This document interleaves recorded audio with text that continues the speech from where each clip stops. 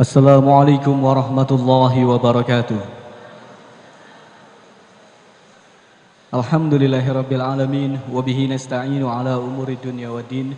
Wassalatu wassalamu ala asrafil anbiya'i wal mursalin wa ala alihi wa sahbihi ajmain. Rabbi shrah li sadri wa yassir li amri wahlul 'uqdatam min lisani yafqahu qawli. Amma ba'du. Alhamdulillahirabbil alamin, alhamdulillahirabbil alamin. Puja dan puji syukur kehadirat Allah Subhanahu wa taala yang telah memberikan kita banyak sekali nikmat, dan alhamdulillah sampai di kesempatan malam hari ini kita masih diberikan sehat walafiat, dan alhamdulillah kita dapat dijumpakan oleh Allah Subhanahu wa taala di tempat yang mulia ini dalam kajian rutin bulanan Al-Bahjah Purbalingga. Salawat dan salam mari kita panjatkan kepada junjungan kita Nabi Agung Muhammad sallallahu alaihi wasallam beserta keluarganya dan juga sahabatnya dan umatnya sampai akhir zaman. Dan semoga kita semua termasuk di antara umatnya yang kelak mendapatkan syafaat dari beliau. Amin ya rabbal alamin. Dan tentunya kita doakan guru kita semua, Buya Yahya dan juga keluarga, semoga selalu dalam keadaan sehat walafiat, selalu dalam lindungan Allah Subhanahu wa taala, dan semoga selalu diberikan kemudahan oleh Allah dalam segala urusannya, dan yang utama adalah urusan dakwahnya. Amin ya rabbal alamin. Baik hadirin jamaah Masjid Agung Darussalam Purbalingga, pemirsa Al-Bahjah TV, dan juga pendengar setia radioku dimanapun Anda berada. Jumpa lagi bersama kami di acara kajian rutin bulanan Majelis Al-Bahjah Purbalingga yang diadakan dari Masjid Agung Darussalam Purbalingga. Insya Allah di kesempatan kali ini kita akan sama-sama menyimak tausiah dari guru kita semua, Buya Yahya, yang saat ini alhamdulillah sudah hadir di Masjid Agung Darussalam Purbalingga. Baik hadirin yang dimuliakan Allah Subhanahu wa taala, tanpa membuang waktu langsung kita ikuti tausiah bersama guru kita semua, Buya Yahya, di kesempatan malam hari ini dalam kajian rutin Majelis Al-Bahjah Purbalingga. Kepada beliau waktu dan tempat kami persilakan. Allahumma salli ala sayyidina Muhammad. Allahumma salli ala sayyidina Muhammad. Uzkuru salata ala nabi Muhammad.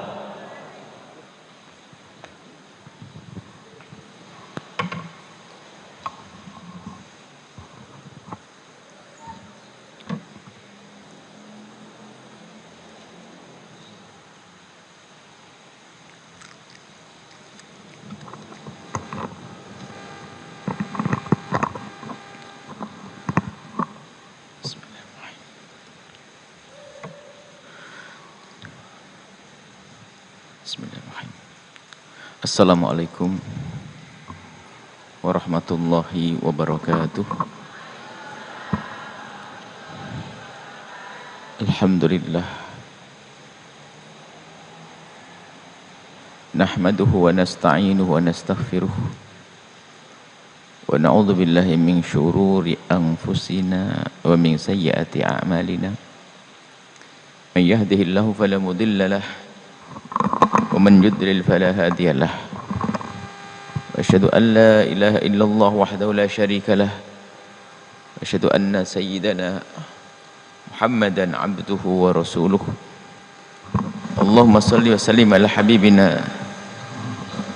سيدنا محمد وعلى آله وأصحابه والتابعين لهم بإحسان إلى يوم الدين Allahumma ya Rabbana inna nas'aluka ilman nafi'ah wa na'udzubika ya Rabbana min ilmin la yanfa' wa amalin la yurfa' wa qalbin la yakhsha' wa aynin la tadba' wa nafsin la tashba' innaka anta ala kulli syai'in qadir urzuqna ya Rabbana tabada qabla al-maut wa syahadata inda al-maut wal jannata ba'dal maut.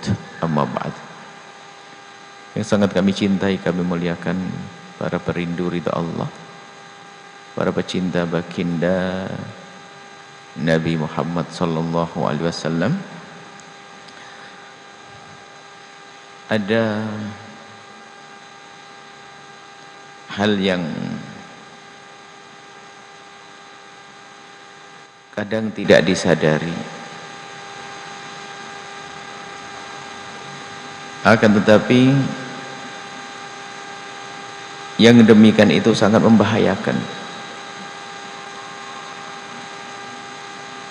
Padahal itu adalah dosa gede. Dan di samping dosa gede menghabiskan pahala.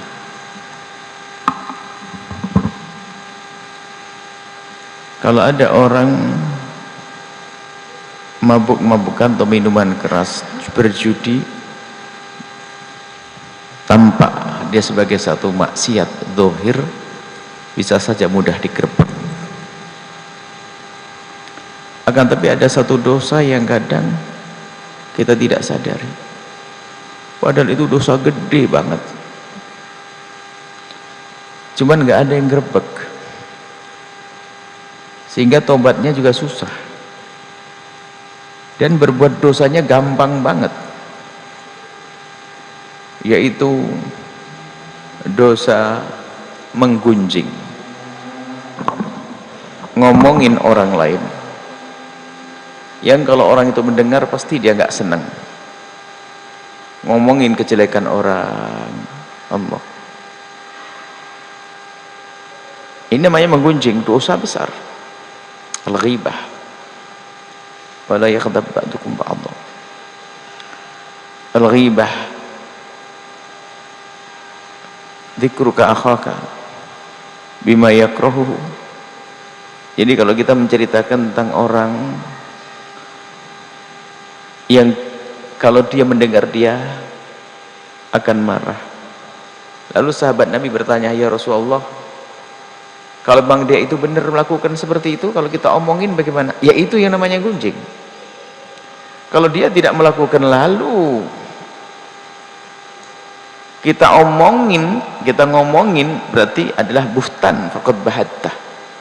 Buhtan itu adalah fitnah, terus fitnah, ya, fitnah itu adalah luar biasa, di atas menggunjing tadi.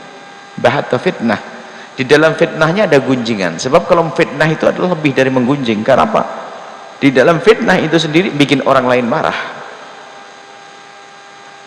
Maka ayo singkat kita ini yang sering kita tidak waspadai, ngomongin orang lain. Sehingga kalau ditegur pun memang begitu toh, berhujjah, memang begitu alasannya. Maka pastikan kalau kita tidak akan menggunjing siapapun. Sampai suatu ketika Sayyidat Aisyah, beliau bukan Nabi, jadi melakukan satu kesalahan tapi tidak anggap sebuah kesalahan, karena setelah itu diluruskan oleh Nabi, dan setelah itu beliau tidak melakukan lagi. Siti Aisyah itu menyifati satu perempuan dengan mengisyaratkan dengan jempolnya begini, maksudnya orang yang pendek itu. Nabi marah. Nabi mengingatkan bahwasanya ucapanmu itu kalau seandainya diludahkan ke air laut akan rusak semuanya. Jadi begini itu sedang gunjing ya, nyifati orang pendek maksudnya. Cuman Sayyidah Aisyah bukan, waktu itu kan belum mengerti, setelah dikasih tahu oleh Rasulullah ya tidak melakukan lagi. Dan menggunjing ini kadang menjadi sebuah kebiasaan. Kalau orang dulu tuh medianya ada tapi terbatas. Gimana modelnya ini?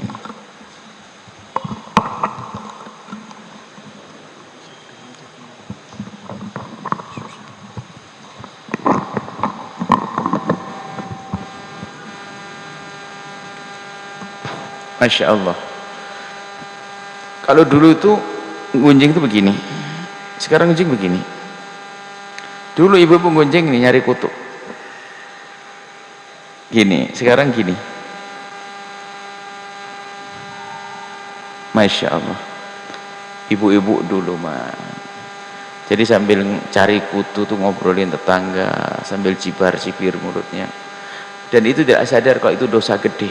Masya Allah. Makanya termasuk dosa gede yang hampir tidak dicermati adalah menggunjing. Dan menggunjing itu di mimbar pun bisa. Menggunjing zina kayak dosa zina, serem banget. Kalau menggunjing itu dosa, begini bisa lah. Kalau seandainya gunjing, kita nyifati satu orang gini, tak Anda paham itu gunjing sudah. Gitu tak sah. Makanya kita harus waspada ini. Gunjing ini dosa gede, jangan main-main, menghabiskan pahala. Jadi orang yang kita gunjing, makanya kalau kita gunjing oleh orang lain, sebetulnya dia telah memberikan hadiah pahala untuk kita. Makanya diriwayatkan dari Imam Hasan, suatu ketika digunjing oleh seseorang, diceritakan bahwasanya Imam, ada satu orang yang ngomongin kamu terus, kirim hadiah buat dia. Loh kok bisa? Harus aku balas dong, dia kan ngirim pahala buatku, maka aku kirim hadiah buat dia. Jadi digunjing itu, orang yang digunjing itu sebenarnya dikirim pahala. Menggunjing menghabiskan pahala. Dan memang subhanallah, biasanya yang suka gunjing itu adalah justru orang yang rajin ngaji, rajin tahajudan. Karena sudah mulai sombong, dia mulai lebih hebat, ngomongin itu astagfirullahaladzim itu. Biar tetangga masjid tapi tidak pernah masjid, tetangga majelis nggak pernah ngaji, kerjaannya begini, astagfirullah. Bahkan di waktu tahajudan, sama suaminya tahajudan, dengar suara motor di kotakan gang kecil-kecil itu, buka kelambu, ngelihat anak tetangga perempuan jam 1 malam diantarin laki-laki, langsung astagfirullahaladzim, Pak ngasih. Kata suaminya apa? Berarti sama, mboknya dulu juga gitu. Mboknya, ibunya digunjing. Begitu gampangnya menggunjing, atau waspada. Ini loh permasalahan, harus tahu ini dosa gede. Pastikan kita tidak akan gunjing. Kami ada grup, kita sering diajak grup gitu. Makanya semua yang pernah ngajak kami masuk grup tersebut, biasanya bertahap kita ini. Pertama dari ngingetkan, yang kedua dari tidak komentar, tidak nongol lagi. Setelah itu saya keluar. Tidak komentar adalah protes sebetulnya. Kalau sudah saya di sebuah grup kok tidak banyak komentar, itu biasanya ada gunjingan di situ. Saya lebih baik keluar. Gunjingan ngomongin fulan. Nggak perlu kita gunjing presiden, nggak perlu kita gunjing artis, nggak perlu kita gunjing, nggak usah deh. Kita ngurusi app kita sendiri, nggak usah ngomongin orang lain. Akhlak kita itu yang kita bangun, saudara. Pastikan aku tidak perlu ngomongin orang lain. Seandainya sepanjang hidup kita tidak ngomongin Abu Jahal, tidak ngomongin Namrud, nggak dosa kok kita. Apalagi sambil mengutuk orang beriman, naudzubillah, bukan cara hidup yang baik. Pastikan ibu bapak hati-hati, jangan dianggap sepele, ini dosa gede. Menggunjing dosa yang sangat besar, menghabiskan pahala.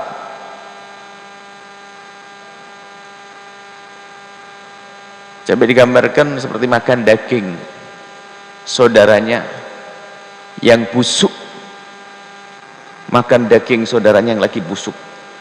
Subhanallah. Nah ini yang harus kita waspadai. Menggunjing ini hati-hati, jangan sampai kita menggunjing. Nah, di saat ada orang menggunjing, maka apa yang harus kita lakukan? Pilihannya dua. Kita mengingatkan dia, kemudian yang kedua adalah kita meninggalkan dia. Coba, kalau kita lagi duduk ada orang ngomongin orang lain, Anda kalau tidak bisa mengingatkan dia, Anda segera pergi. Sebab kalau Anda tidak pergi, segera pergi, tambah dosa nanti. Anda dosa. Duduk tok ikut denger, biarpun nggak ngomong, dosa. Sebab menggunjing itu adalah karena kita dengan manusia. Coba kalau Anda duduk dengan kambing, pernah Anda menggunjing? Kambing, tahu enggak tetangga itu? Enggak ada. Justru kan Andanya manusia itu. Makanya apalagi Anda itu, biarpun Anda tidak gunjing, yang menurut Anda itu dosa, nggak boleh, astagfirullahaladzim, padahal ada istighfar terus, tapi istighfar Anda di depan orang gunjing sambil gini-gini, astagfirullahaladzim, dipikir iya, astagfirullahaladzim, astagfirullahaladzim, sama aja. Anda duduk tak sudah dapat dosa yang sama. Makanya ini ya, sebuah dosa yang kita tidak ikut-ikut tapi mendapatkan dosa, ya ini. Kalau ada orang berzina, asalkan Anda tidak ikut-ikut, Anda tidak ikut balas, tidak dapat dosa. Tapi gunjing, Anda duduk, melihat dia, Anda dapat dosa. Kenapa? Karena gara-gara Anda lihat dia semangat menggunjing. Ayo. Makanya kalau Anda tahu orang menggunjing, pilihannya dua. Anda ingatkan dia atau Anda tinggalkan dia. Duduk tak, nggak boleh. Bahkan kalau Anda memaksa tetap duduk, Anda akan rusak pada waktunya nanti. Karena hati terus dikorok, dimasuki dengan gunjingan tuh mulai ngasuk ke hati. Jadi gambarannya gini deh, ada orang gunjingin misalnya nih bapak-bapak deh, ngomongin satu, tahu enggak kamu Pak Haji ini gimana, dia kata kayaknya sih rajin jamaah, cuman astagfirullahaladzim, itu setiap habis sholat jamaah dia mampir ke warung itu loh, warungnya ibu itu, pasti cari waktu yang sepi ngomongin gunjing. Dan kadang kalau ngopi lama-lama di situ, nah udah di situ ngomongin sudah kemana-mana, di masjid padahal kita baru sholat duha lagi, masya Allah, ngomongin Pak Haji tadi atau salah satu jamaah. Anda yang ngerti menggunjing haram, Anda diem dok, astagfirullahaladzim, tapi Anda denger, nggak mau ngingetin, Anda denger, besok dia ngomongin lagi, Anda denger lagi. Coba gara-gara Anda denger, Anda pulang di jam yang tadi sering Anda dengar itu, habis sholat duha pasti dia mampir ke sana. Anda naik motor, naik sepeda, lewat di warung tersebut, pasti Anda noleh dulu. Sudah noleh, kelihatan ada Pak Haji, bener. Sudah, ini sudah ke 2 bulan ketiga ini. Iblisnya mau mengajak gunjing bulan ketiga sudah. Pertama sudah jaga kita. Akhirnya kita sering dengar, mau tidak mau nancep di hati, hafal. Bener ada di situ. Akhirnya kita kumpul lagi waktu gimana Pak Haji itu tidak berhasil itu. Akhirnya di saat ada orang ngomongin Pak Haji tersebut, kita sudah mulai iya aku melihat, nah mulai masuk sudah, bergabung dia. Serem banget menggunjing itu, halus. Makanya jangan mengentengin ini, kita harus waspada. Makanya minta tolong aja, hei teman-temanku, kalau aku sudah mulai bab gunjingan, langsung ingatkan, langsung kamu dapat hadiah. Anda buka ini harus, kalau tidak ada buka begini, orang tidak berani ngingetin. Oh lagi enak ngomong-ngomong langsung dipotong, nggak enak kan? Langsung aja kita pesen. Dan saya juga, kalau saya lagi ngomongin orang, kok ngomongin kejelekan orang, maka segera potong saja, dapat hadiah Anda. Harus begitu kan? Kita bikin suasana perkumpulan kita tuh seperti itu. Sebab gunjing itu paling susah, apalagi yang gunjing orang berwibawa, ustadznya kan nggak enak. Aduh, ustadz mau diingetin ustadz ya, mau diingetin ustadz. Hati-hati menggunjing itu luar biasa, dosa besar, dosa besar menggunjing itu. Dan kadang tidak disadari tadi, bahkan kadang di majelis belum bubar, gunjing tidak sadar dia. Ibu-ibu misalnya, ibu-ibu ini solehah semuanya. Sudah ustadznya lagi ngomong gunjing, jangan gunjing, sampai mulutnya berbusa begitu, gunjing haram, dosa gini-gini. Ada ibu-ibu nyenggol temannya. Tuh yang pakai kudung kuning itu, jago gunjing tuh. Jago gunjing. Loh, nggak sadar kalau dia gini juga gunjing, cuy. Memang luar biasa, makanya ini ilmu ini, akhlak kayak begini ini harus dilatih betul. Maka untuk bisa mewujudkan ini harus ada kekompakan. Perkumpulan kita, makanya kami selalu di saat ada perkumpulan selalu mukaddimah yang kami sampaikan agar perkumpulan lestari jangan digunakan untuk ngomongin orang lain. Sudah siapapun, tidak presiden, tidak artis, tidak siapa menjahat, tidak ada. Bukan untuk ngomongin orang lain, tapi untuk membahas program perjuangan. Jangan gunakan ngomongin orang lain.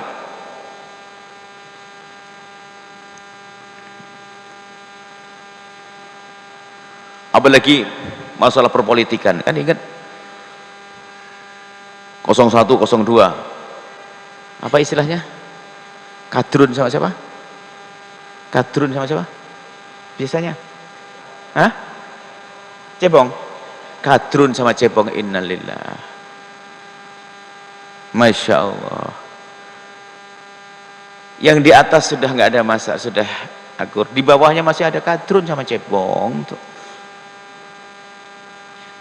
Tidak habis-habisnya, caci maki, olok-olokan dan sebagainya, gunjing-gunjing. Nggak seperti itu ya. Tolong hei hamba Allah, kita belajar ini serius. Pastikan perkumpulan kita, tolong saya buka kepada siapapun. Kalau saya mulai ngomongin orang lain, Anda langsung tegur, dapat hadiah Anda. Anda harus berani ngomong itu, karena kita itu harus ada yang ngerem. Kalau tidak ada kesepakatan begini, betul, menghentikan orang menggunjing itu tidak enak. Kadang diingetin, memang benar tak apa sih? Apalagi kalau sudah kelas ustadz. Kelas ustadz itu kalau diingatkan alasannya apa? Amar ma'ruf nahi mungkar, wah kacau. Padahal menggunjing halus. Amar ma'ruf nahi mungkar tidak menggunjing. Kalau saya ingin merubah ustadz yang salah, kalau kelas ustadz saya tidak akan ngomong di mimbar, saya datang ke rumahnya. Loh, kalau saya ngomong ke Anda, misalnya Anda ketemu dia nggak bisa, saya juga nggak bisa, apa yang bisa kita perbuat? Biar di media disebut-sebut dia, kita menjatuhkan orang dong. Ayo coba, kalau memang dia ustadz, dia salah, ngapain saya ngomong ke Anda? Anak Anda dia, ponakan, sepupu, terus ngapain saya ngomong ke Anda kalau bukan karena saya memfitnah, membuat kerusakan? Ini loh, kadang-kadang kita itu cari grup, cari pendukung, di saat ada orang salah begitu langsung tuh salah, maksudnya yang hebat tuh saya, ustadz nggak salah gitu. Serem dia,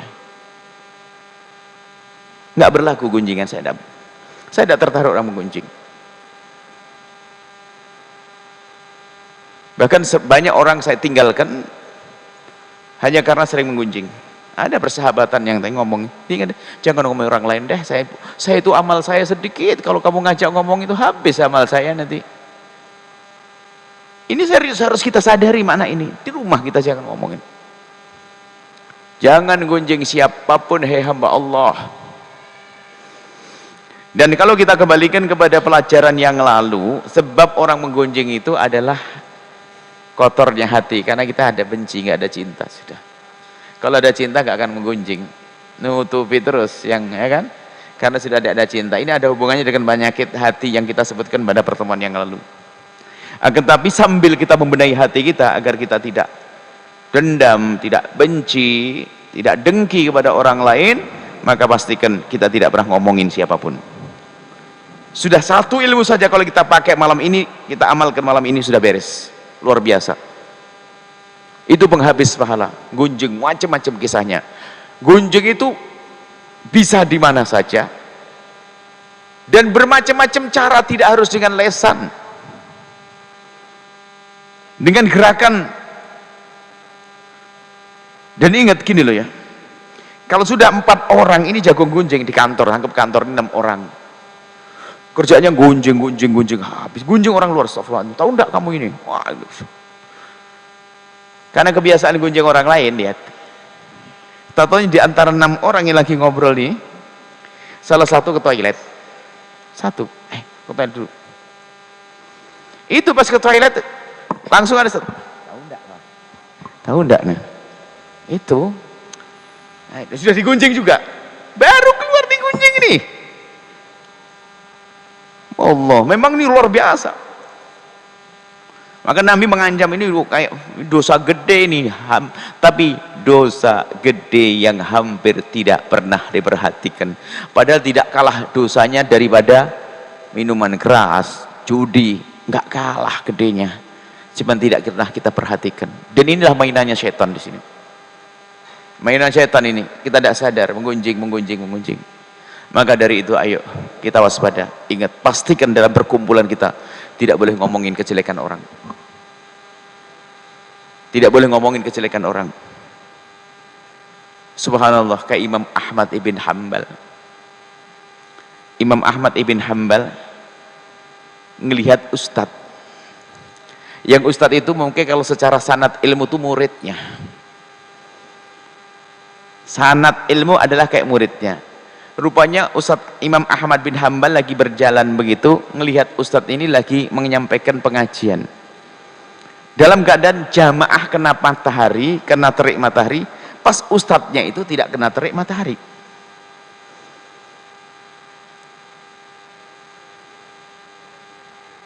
Padahal kan tidak apa-apa, muridnya juga memaafkan kan. Cuman ini kurang adab menurut Imam Ahmad. Jadi sebagai seorang murabbi, pendidik, ini salah. Imam Ahmad mengingatkan beliau, datang di waktu pagi-pagi esok harinya, di saat tidak ada orang lain yang melihat, mengendap-endap begitu. Lalu kelihatan Imam Ahmad baru datang. Lalu ditanya, kenapa Imam Ahmad kok pagi-pagi ini?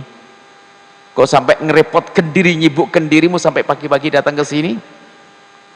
Iya, aku ingin menyampaikan satu hal. Apa itu? Aku lihat kamu kemarin ngajar, kamu di bawah lindung, sementara jamaahmu kena matahari. Tapi kenapa harus pagi-pagi gini, Imam Ahmad? Capek banget.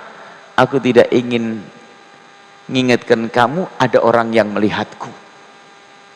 Kalau aku mengingatkan kamu, khawatir hati mereka rusak, dipikir ngapain. Bayangkan, jaga jangan sampai ada orang suudon. Sekarang enggak. Kalau sudah ada yang salah langsung, tuh, Ustaz sebelah tahu enggak itu? Jatuhin. Walau senang kalau sudah Ustaz jatuh. Karena kalau Ustaz jatuh, dia yang diangkat nanti. Ini kan iblis, kelas Fir'aun, kelas Abu Jahal, kelas. Senang melihat orang lain dikepleset. Dan itu kan dari kebusukan hati. Tetangga, naudzubillah, ada anak tetangga kepleset dalam zina, tepuk tangan, malah bilang, tuh kualat gara-gara kurang ajar sama kita. Kok bisa ngomong gitu? Hati rusak, tuh hati-hati. Tapi cukuplah yang jelas di malam ini kita waspadai hati kita waspadai perilaku kita agar kita tidak menggunjing siapapun. Ingat, menggunjing ngomongin orang lain. Membicarakan kejelekan orang lain baru diperkenalkan dalam beberapa keadaan.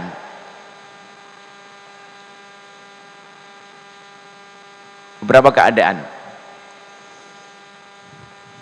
Di antaranya adalah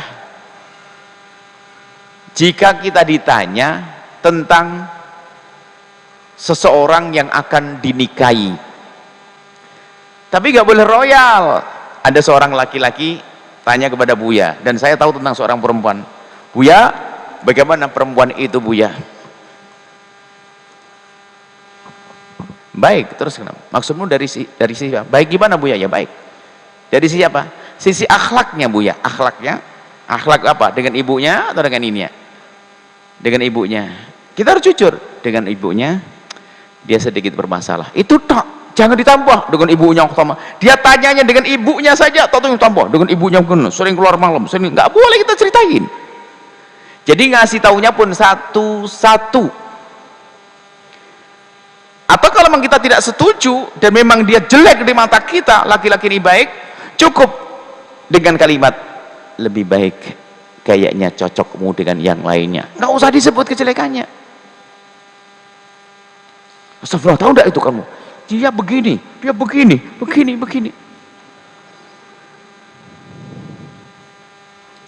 Oh, naudzubillah. Kebusukan. Baik, kadang-kadang mata kita ini kemasukan mata iblis, pandai lihat kejelekan orang. Pandai lihat kejelekan orang. Sehingga orang itu tidak pernah melakukan pun kadang-kadang informasi masuk kita seolah melakukannya. Lalu informasi itu merusak hati. Sehingga kita menjadi tidak senang dengan orang tersebut. Baik. Kembali kita kepada masalah menggunjing, larangan Al-Quran melarang. Hadis Nabi SAW. Dan juga itu adalah menambah kotor hati kita, merusak hati kita. Maka pastikan ya, perkumpulan kita tidak boleh membicarakan siapapun. Ingat, pastikan perkumpulan kita tidak boleh membicarakan siapapun, apalagi sedang berlagi masalah pemilihan umum. Ingat, berbeda yang bijak. Sehingga kalau kita berbeda, mungkin kita harus lebih banyak sering makan dan minum teh dengan yang berbeda dengan kita, supaya tidak terjadi caci maki dan olok-olokan. Kami sering diajak oleh orang-orang itu untuk masuk ke kotoran gunjing ini. Para jamaah kadang bertanya, jamaah itu ngajari saya tidak benar, berarti kan kurang ngajar dia. Saya ngajari dia baik, dia ngajari saya nggak benar. Contohnya, Buya, gimana menurut Buya tentang artis ini Buya? Waduh, nih. Gimana menurut Buya tentang ustadz ini? Aduh, ente, kamu ngajari saya kurang ajar ya. Aku ngajari kau baik, kenapa aku ngajari aku jelek? Jangan. Saya tidak punya urusan. Kalau saya ngomongin artis kemudian saya salah dan sebagainya, gimana minta maafnya? Dan tidak ada perlunya. Tidak ada perlunya kita ngomongin istilah orang. Pastikan seperti itu. Begini ya, ayo kita waspada. Ini harus kita rasakan betul. Satu ilmu malam ini kalau kita amalkan ini, karena hari ini, masya Allah, sarana untuk menggunjing banyak sekali. Kalau dulu tuh menggunjing itu harus bisik-bisik, mulut kita tempelkan di telinganya. Sekarang begini, begini majelis ini, toko WA tok. Tahu enggak kamu itu loh, Bang, yang nomor 2 itu. Bisa sudah, gunjing. Kalau dulu begini. Cukup kalau dulu gunjing harus bisikkan di telinga. Jadi sarana menggunjing hari ini sangat banyak, maka hati-hati. Jangan gunjing. Kemudian yang untuk menjadi orang yang cerdas lagi, jika Anda mendengar berita negatif tentang umat Nabi Muhammad, awas, hati-hati. Itu ujian untuk hatimu sendiri, untuk ngetes hatimu. Jika Anda mendengar berita negatif tentang umat Nabi Muhammad, itu ngetes, itu ujian untuk hati Anda. Apa yang terjadi di hati Anda? Kalau Anda senang tepuk tangan, Anda munafik. Anda munafik. Siapapun dia. Biarpun Anda punya masalah dengan dia, misalnya apa, dia pinjam duit gak balik-balik, bohong dalam jual beli. Misalnya dia membohongi Anda dalam jual beli. Kemudian dia kepleset dalam zina. Hati-hati, kalau Anda masih bertepuk tangan berarti Anda tidak punya iman. Karena Pak, dia umat Nabi Muhammad. Itu kan urusan pribadi Anda. Urusan dia dosa, hendaknya kita sedih. Cuman kadang-kadang gara-gara permusuhan pribadi, di saat itu orang kepleset langsung dihabisin. Wah, dendam dia. Biarpun katanya wali kutub, nggak ada wali kutub begitu tuh. Katanya seorang nggak ada. Nah ini kadang-kadang semacam itu. Makanya ingat, kalau dengar berita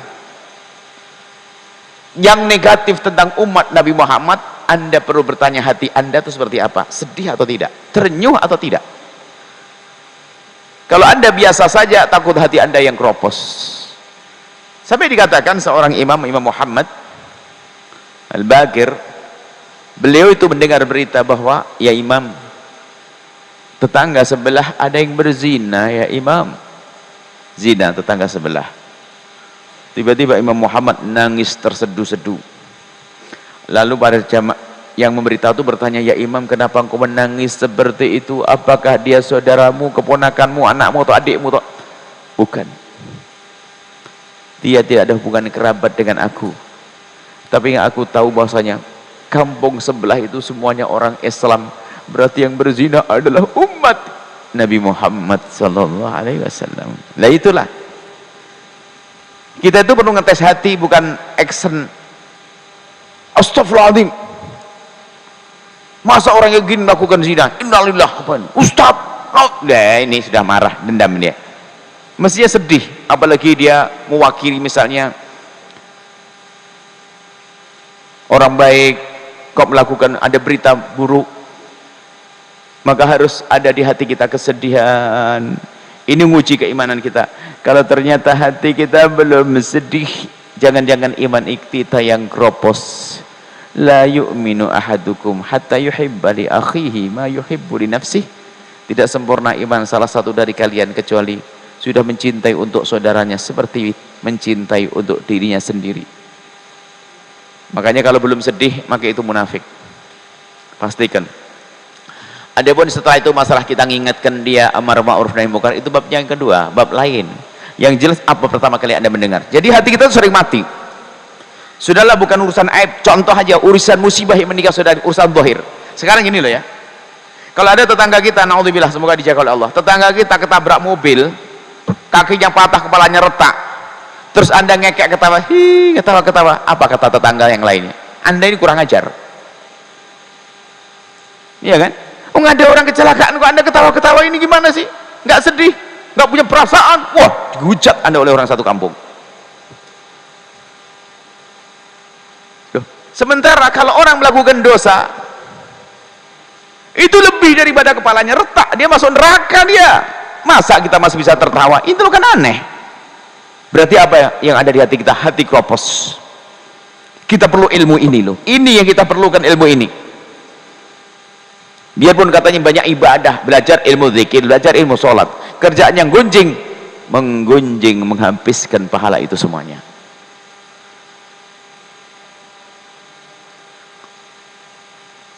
Kita sering mati hati. Sebuah contoh saja, mendengar berita musibah, contoh ini anak-anak zaman sekarang. Sementara yang kita perlu hidupkan kan hati, agar punya hati yang sedih, punya cinta kepada saudara kita. Misalnya berita tentang gambar pembantaian di Palestina. Ada orang mendapat berita Palestina, astagfirullah, lihat di Palestina kayak begini nih. Mestinya diberitahu begini kan sedih, tapi enggak, dia malah ngomong, Pak, aku punya dapat gambar lebih serem lagi nih. Serem-sereman. Bukan sedih dia menangkap berita yang semacam itu. Kita tuh sering action, termasuk sering Buya ditanya tentang misalnya, Buya, apa yang hendaknya kita lakukan Buya jika ada orang mencaci Nabi Muhammad sallallahu alaihi Muhammad? Coba, sering kita ditanya begitu. Kami kembalikan dengan pertanyaan, ini kejujuran, waktu pertama kali kamu mendengar Nabi dicaci itu apa yang terjadi dalam hatimu? Jangan sok takbir Allahu Akbar, kita hancurkan penghujat Nabi. Oh, belum, itu nanti. Tanyakan hati kecil, kamu sedih enggak di saat Nabi dicaci dia? Allah, sejauh mana engkau merasa sedih? Nah, kalau tidak berasa sedih, hanya action nih. Ini kadang-kadang momen untuk tampil agar dianggap sebagai seorang pejuang nih. Ada Nabi jauh, ini penistaan agama, berjuang, Allahu Akbar. Padahal waktu dia mendengar Nabi dicaci, tidak pernah sedih, tidak pernah menangis dia. Pembohong dia. Nah, itu ada hubungannya yang kita sampaikan tadi, karena hati sudah tidak cinta dengan sesama, dengan umat Nabi, maka gampang menggunjing. Bahkan itu tadi, di saat temannya melakukan satu kesalahan atau tertimpa musibah, malah tepuk tangan dia, diam-diam senang dia. Naudzubillah, orang dengki, lihat tetangganya bangkrut usahanya, senang, syukurin tuh, kualat sama saya tuh. Innalillah, kita sedih, tetangga kita jatuh, kita sedih. Baik, ini saja bisa kami sampaikan. Semoga pulang dari tempat ini Anda sudah tidak akan ngomongin kejelekan siapapun. Itu dosa gede, menghabiskan pahala. Makanya sampai dikatakan oleh baginda Nabi, atadruna manil muflis? Apakah kamu tahu siapa orang yang bangkrut? Orang bangkrut itu kelihatannya dia kaya raya, banyak amal, tahajud ada, hajat ada, puasa banyak, cuman dia kerjaannya gunjing tadi, ngomongin orang lain, dolim kepada orang, maka di akhirat cari pahalanya habis. Karena apa? Orang yang gunjing itu akan diambil pahalanya untuk diberikan kepada yang digunjing. Kok ternyata pahalanya sudah habis? Akhirnya apa? Dosanya yang digunjing diambilkan, ditumpangkan di dia. Wah, bangkrutlah dia. Bayangkan. Jadi kalau ada si A menggunjing si B, A itu menggunjing si B, maka oleh Allah Subhanahu wa taala diambil dari pahalanya si A yang menggunjing tadi, diberikan kepada si B. Sampai pahalanya si A ini habis tapi masih gunjing. Oh, diambilkan dari dosanya si B, dikasih dia. Katanya ahli ibadah, jago umrah, jago tahajud, ternyata masuk neraka gara-gara menggunjing. Ini saja, wallahu a'lam bissawab. Syukron jazilan kami haturkan kepada guru kita Buya Yahya yang telah memberikan tausiahnya di kesempatan malam hari ini. Insya Allah banyak sekali manfaat yang bisa kita dapatkan. Dan kali ini kita memasuki sesi tanya jawab. Kami persilakan untuk jamaah, untuk yang ingin bertanya, silakan dipersiapkan. Insya Allah akan kami berikan kesempatan. Satu pertanyaan dari jamaah laki-laki dan satu pertanyaan dari jamaah perempuan. Dan kami persilakan kepada jamaah laki-laki yang ingin bertanya, silakan bisa angkat tangan.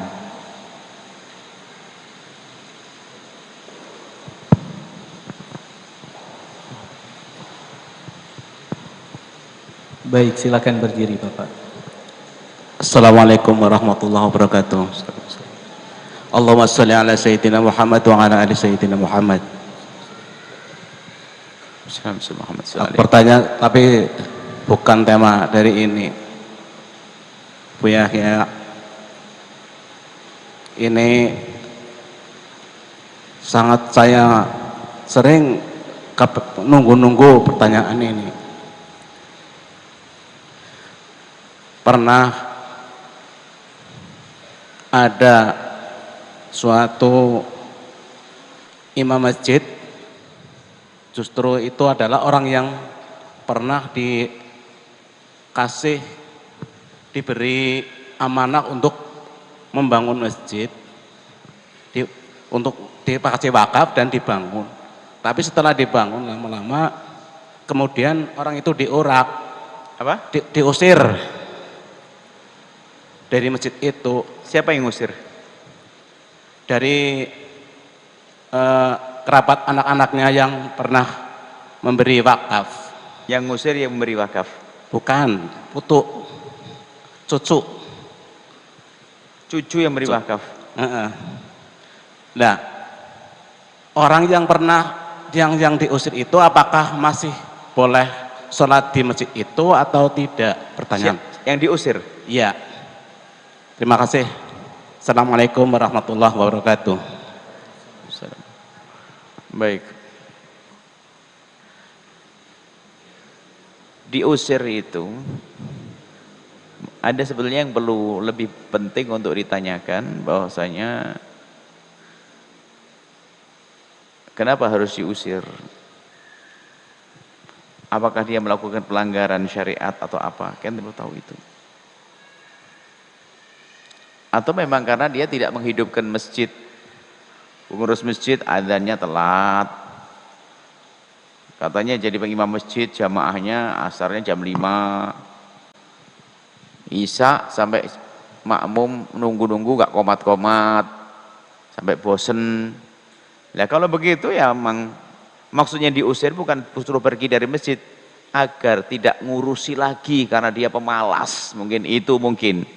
Jadi kalau masalah sholat masjid, tetap masjid miliknya orang umum kok. Masjid untuk semuanya boleh. Jadi diusir bukan diusir dari masjid, tapi diusir dari tugasnya kalau dia untuk ngurusi masjid, seperti itu. Jadi nggak ada yang boleh mengusir dari masjid kecuali dia membuat kerusakan di masjid. Misalnya apa? Mohon maaf, boleh ditinggal, bukan diusir maksudnya, suruh keluar dari masjid, suruh berubah. Contohnya datang dengan baju yang tidak enak baunya, itu ganggu di masjid. Dalam madhab lain, madhab Malik, dia tidak boleh masuk masjid karena ganggu yang lain. Yang bawa jeruk kemana-mana, kecutnya kecut amat. Nah itu baunya nggak enak, itu masuk masjid nggak boleh. Sebagian madhab mengatakan begitu, karena apa? Ganggu orang sholat. Makanya tolong disunahkan kalau kita lagi mau kumpul tuh mandi, pakai minyak wangi, biar orang yang di kiri kanan kita tuh nyaman. Cuman kadang ada orang tuh memang sudah terlalu akrab dengan bau kecut, jadi nggak pernah merasa baunya tuh nggak enak. Tahu bau kita nggak enak, tapi paling tidak kita kurangi dengan mandi, bersih-bersih sebelum ke masjid dan sebagainya. Nah kita tidak tahu kenapa dia bisa dari masjid. Kalau memang dilarang masuk masjid, masjidnya ramai, padat, dilarang masuk masjid karena baunya yang tidak enak, dia maksudnya harus berbenah dulu dong, bersih-bersih diri. Ya seperti itu adalah sah. Makanya kita tidak tahu apa yang menjadi sebab dia diusir dari masjid. Kalau memang karena pelanggaran syariat, harus berubah dong. Adapun masalah masuk masjid, asalkan dia tidak membuat kerusakan masjid, maka dia tetap boleh karena masjid untuk semuanya. Wallahu a'lam bishawab. Baik, syukuran jazilan kami haturkan kepada guru kita semua Buya Yahya, dan terima kasih untuk sahabat yang tadi bertanya. Dan kami persilakan satu pertanyaan dari jamaah perempuan. Yang ingin bertanya silakan angkat tangan. Baik.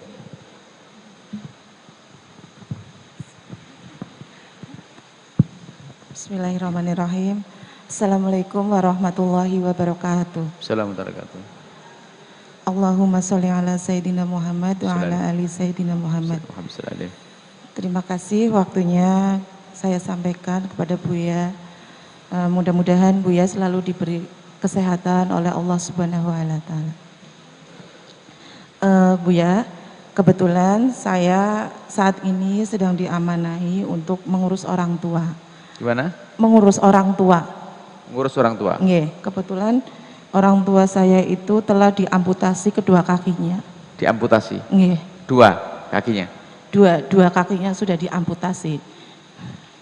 Nggih. Nah, ketika saya merawat orang tua, kadangkala ada perasaan lelah, ada perasaan kayak seperti putus asa seperti itu. Nah, akan tetapi lama-kelamaan saya menyadari bahwa oh iya, ini surga saya untuk merawat orang tua. Akan tetapi kadang-kala saya sering tanpa sengaja itu membicarakan orang tua kayak gitu loh Bu ya. Pada anak misalnya, iya senengnya Mbah seperti itu, ini itu. Nah, itu apakah itu salah satu dosa saya? Apakah itu bisa diampuni? Ketika saya ingat, oh ya ini dosa, astagfirullahaladzim. Anda ngomongin orang tua dengan siapa? Kadang dengan anak saya, kadang dengan suami gitu. Nah, saya selalu ingat, oh iya, jangan marah, jangan menggunjing, ini pahala. Itu saya sendiri, saya dalam hati sendiri itu seperti itu. Nah, akan tetapi kadang-kadang kan orang tua seperti anak kecil gitu loh Bu ya. Jadi saya ada perasaan lelah, capek seperti itu. Tapi seringkali ketika saya seperti itu saya oh iya ya, mungkin ini jalan saya untuk mendapatkan surga. Oh ya, mungkin ini pahala saya karena dulu mungkin saya banyak sekali dosa-dosa, sampai sekarang pun saya banyak sekali dosa. Nah, itu seperti itu. Apakah saya ketika merawat orang tua itu apakah pahala saya tetap mengalir atau akan hilang karena saya sering menggunjing orang tua, itu seperti itu. Mungkin itu saja Bu ya. Terima kasih. Assalamualaikum warahmatullahi wabarakatuh. Assalamualaikum warahmatullahi wabarakatuh. Mengabdi kepada ibunda itu luar biasa. Ayahanda juga. Betul, itu surga. Cobaan yang boleh ditata hati. Ada suatu ketika salah satu sahabat Nabi itu ingin mengabdi kepada ibundanya seperti yang Anda sebutkan. Nggak bisa berjalan. Ibunya baik. Sehingga pada zaman Sayyidina Abdullah bin Umar, sahabat Nabi, anaknya Sayyidina Umar bin Khattab, imamnya Sayyidina Abdullah bin Umar, muftinya, alimnya. Sehingga ibundanya ini pengen umrah, dibawa umrah atau haji begitu. Cuman karena beliau tidak bisa berjalan, kemudian bahasa sekarang diamputasi begitu. Beliau tidak bisa berjalan jadi digendong. Karena menggendongnya harus pakai dibantu dengan kain yang bisa dilipat sehingga sampai itu merah sampai luka-luka begitu. Bayangkan tawaf 7 kali sampai sa'i 7 kali. Setelah selesai, didudukkan ibunya di tempat yang manis, bagus, diambilkan air zam-zam. Kemudian anak muda ini datang kepada Sayyidina Abdullah bin Umar. Kemudian bertanya, ibuku baik, luar biasa. Aku ingin membalas budi baik ibuku. Kemudian, ibuku menginginkan untuk melaksanakan ibadah haji. Dan aku turuti, karena ibu tidak bisa berjalan, maka aku gendong. Aku niatkan gendongku ini untuk mengabdi kepada ibuku, untuk membalas budi ibuku. Wahai Imam Abdullah bin Umar, apakah yang aku lakukan ini sudah membalas budi baik ibuku? Pertanyaannya kan panjang begini nih. Sayyidina Abdullah bin Umar jawab pendek banget dan tidak pakai mikir. Langsung dijawab apa? Tidak. Apa yang kau lakukan? Tidak ada apa-apanya dibanding sedetik waktu ibundamu melahirkanmu. Karena waktu itu adalah taruhannya nyawa. Kau gendong tidak pakai taruhan nyawa. Kemudian diingatkan, lalu ingat wahai anak muda. Seorang ibu itu di saat melahirkan sang anak, dia menimang menggendong sang anak yang orok masih merah. Di dalam batin ibu itu berkata, kapan engkau bisa membuka mata, bisa melihat ibu? Kemudian kapan kamu bisa tengkurap? Kemudian kapan kamu bisa merangkak? Terus kapan kamu bisa berdiri? Kapan kamu bisa berjalan? Kapan kamu bisa sekolah? Kapan? Itulah yang ada di hati seorang ibu waktu ngerawat anak. Tapi ingat, di hari ini alangkah banyaknya seorang anak di saat dia menggendong ibundanya, tapi terlintas di hatinya, kapan ibuku mati? Ayo, karena merasa bosan, Merasa capek? Ayo. Bukan kapan ibuku sembuh, enggak, kapan meninggal. Terlintas begitu. Sehingga suatu ketika ada yang bertanya, Buya, ada seorang ibu saya, Buya, di rumah sakit, nyawanya terikat, sudah tergantung dengan alat-alat, dan menurut dokter sudah nggak mungkin, secara zahir nggak ada harapan. Apakah boleh dicabut? Kalau dicabut gimana? Langsung mati? Tidak boleh dicabut. Detik-detik terakhir kehidupan ibundamu itu emas, saat istimewa untuk mengabdi. Jangan sampai dicabut oleh Allah. Kalau Anda cabut, Anda akan menyesal seumur hidup kalau Anda punya bekti. Kecuali Anda tidak punya bekti, Anda tidak pernah menyesal. Hanya mikir, wah bayarnya bagaimana? Allah. Ibu kita untuk bayari untuk kita tidak pernah mikir. Tapi kenapa masih mikir-mikir kita? Nah tadi, ini adalah untuk Anda, luar biasa, Anda sudah sadar bahwasanya itu adalah surga Anda. Jangan sampai ada terlintas hal-hal yang tidak baik. Dan itu Sayyidina Umar menyebut, benar itu, biasanya seorang anak begitu. Dengan bahasanya apa? Kasihan ibu, biar cepat mati aja. Allah. Karena kalau sudah durhaka halus itu sengsara hasilnya. Dan memang ibu itu ada dua macam, ayah ada dua macam.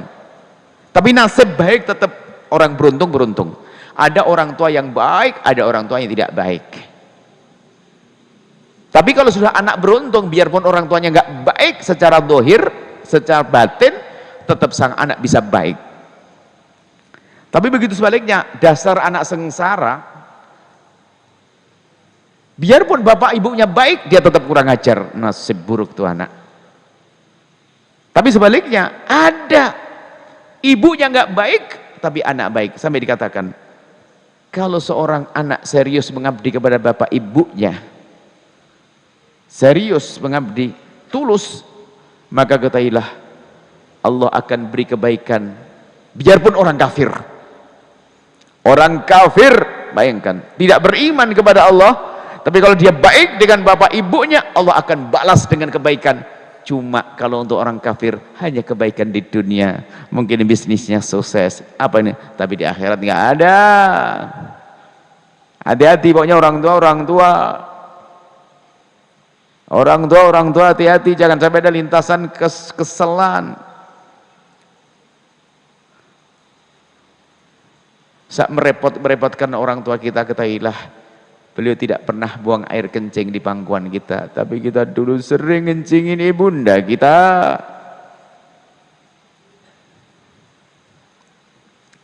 Allah, baik, Anda sudah baik, Anda solehah, kemudian ngomongin tidak boleh, dosa ngomongin.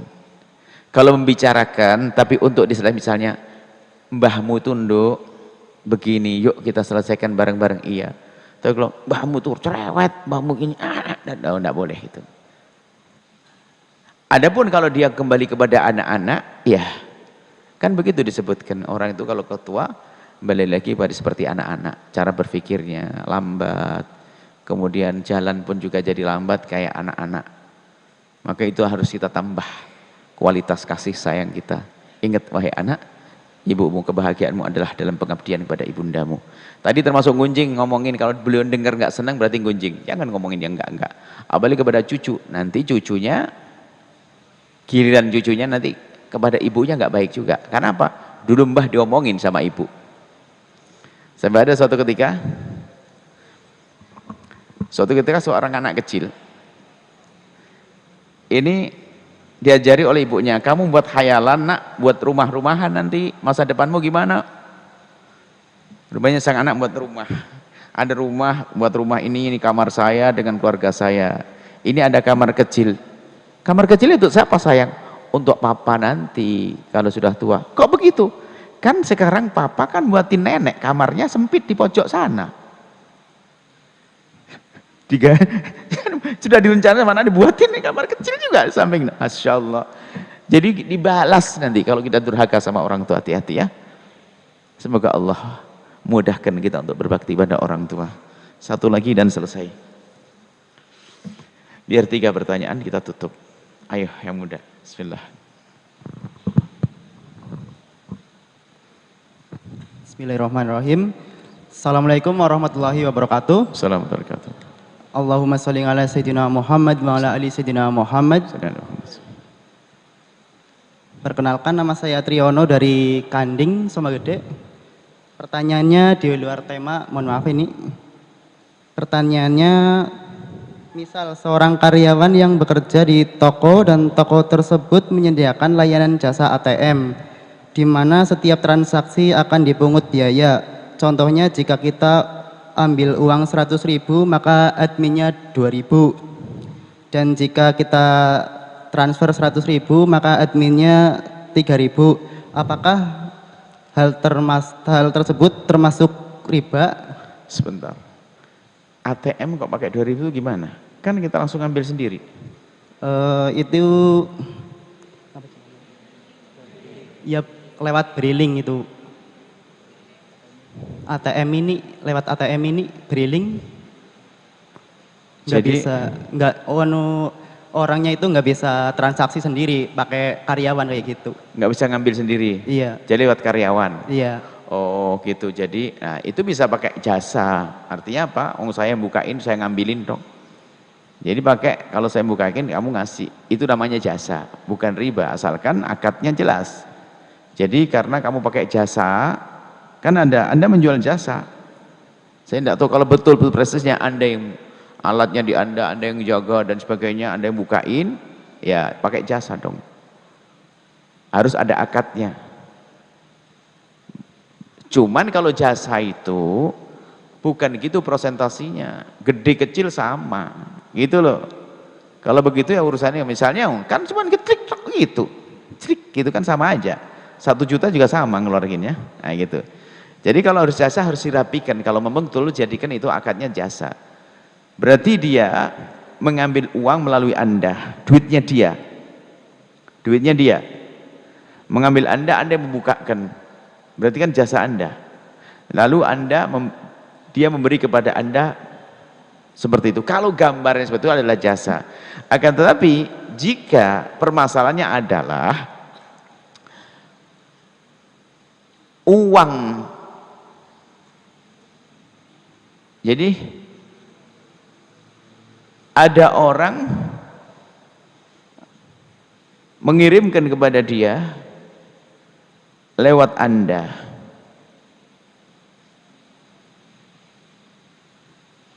Kemudian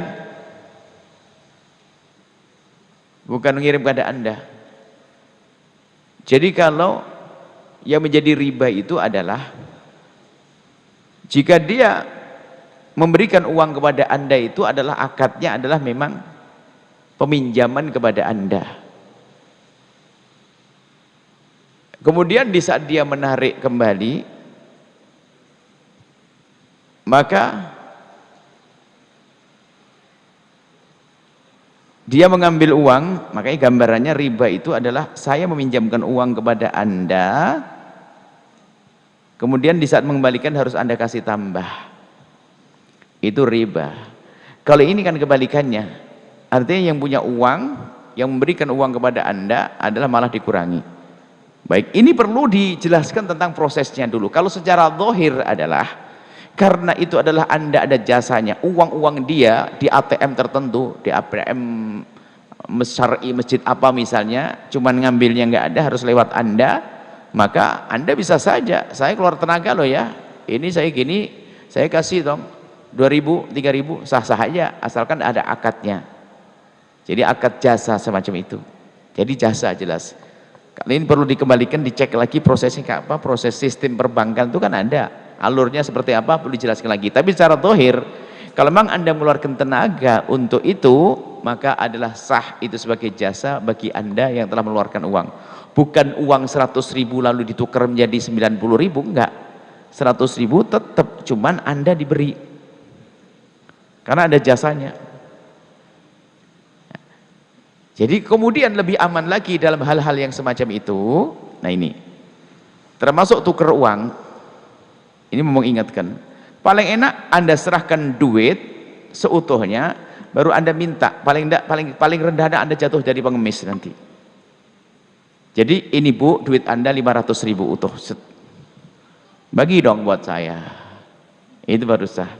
Sama di lebaran tuker duit 1000-an, duit 5.000-an, 100.000 ditukar sama duit 100.000. Anda pengen cari yang receh, kan begitu ya? Saya 100.000 karena Anda menyiapkan uang receh. Kalau uang receh saya ngasih 100.000, Anda ngasih 9.000. Nggak boleh riba jual beli macam itu. Yang benar adalah caranya sama, 100.000 mana kasih saya, 100.000 saya kasih Anda. Cuma setelah itu Anda ngomong, Pak, saya ngumpulin uang receh lama loh ya, kasih dong saya, baru saya kasih jasanya, sah. Jadi waktu transaksinya sudah beres. Makanya kalau aman ini serahkan duit semuanya, ya kan, baru dia ngasih kepada Anda. Paling tidak jatuhnya Anda minta pengemis, gitu aja, seperti wallahu a'lam bishawab. Baik, mari kita tutup doa. Bismillah.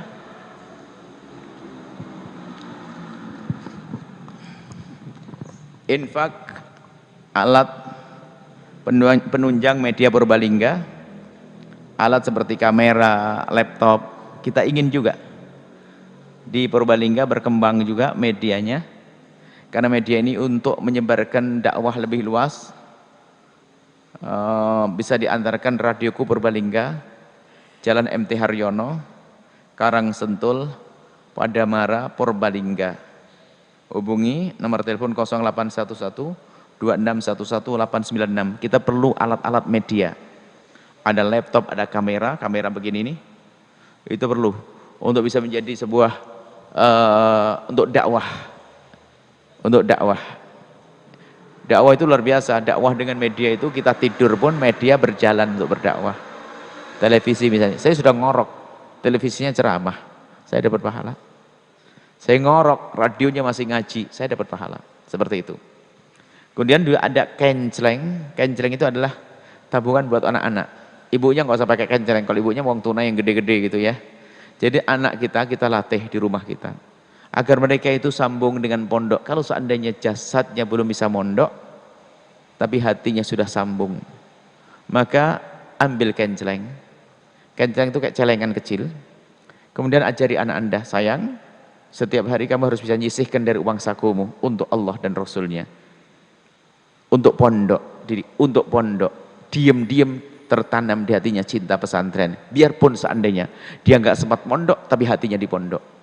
Tiba-tiba dia kaya raya, sukses, hatinya sudah dengan pondok. Maka ini kenceleng itu untuk sambung hati. Jadi kalau bisa tetap sayang, jangan lupa. Mau belanja apa kau? Mama mau beli bakso. Oke, harus ada kembalian recehan, titipkan ke sini. Iya, Mak. Dilatih semacam itu. Nah, ini ada kenceleng. Anda bisa langsung ngambil, menabung dalam kenceleng. Bukan Anda, anak-anak Anda. Ada stand di depan, bisa diambil nanti. Kemudian silahkan dilihat radioku di Purbalingga 89 untuk bisa diikuti radio dakwah kita. Yang punya mobil amanat. Yang punya mobil amanat,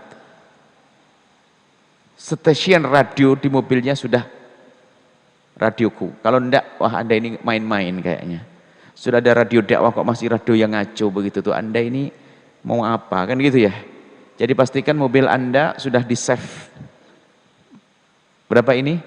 89,6 FM. Handphone Anda pun juga demikian. Sudah 89,6 FM sambil Anda dengar radio.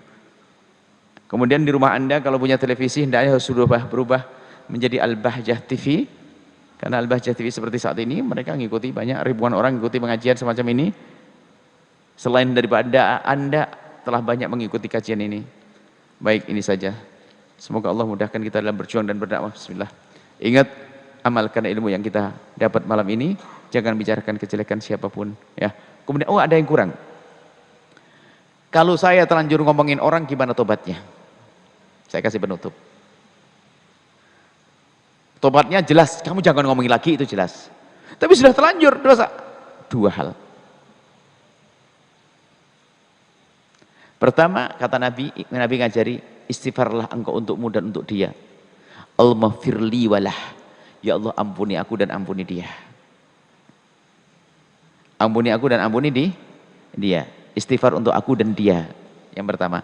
Yang kedua adalah seperti engkau menyebut kejelekannya di tempat itu, maka sebutlah kebaikannya dibalik. Itu tobatnya.